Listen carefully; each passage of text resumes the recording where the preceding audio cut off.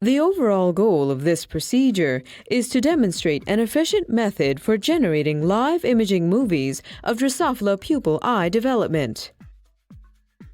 This is accomplished by first removing the operculum of the pupil case and tearing along the side to expose the neuroepithelium of one eye. The second step is to assemble an imaging rig and to mount the pupa on a small bead of petroleum jelly. Next, serial sections of the neuroepithelium in the region of the adhesion belt are acquired using a standard fluorescence microscope. The final step is to stabilize the footage and make color adjustments in standard image editing software.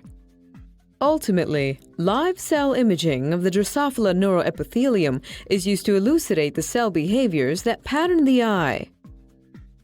Visual demonstration of this method is critical, as partially dissecting a pupa and then correctly mounting it in the imaging rig can be tricky, because pupae are rather fragile at this stage.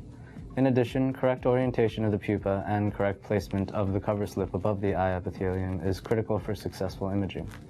Demonstrating the procedure will be Mark Hellerman from our laboratory.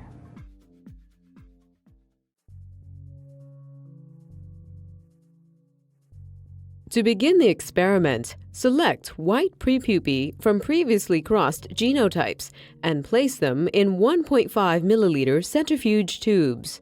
Next, place a 10 centimeter squared piece of tissue soaked in distilled water into a clean plastic tip box. Insert the microcentrifuge tubes into the tip box. The wet tissue will prevent desiccation of the pupae.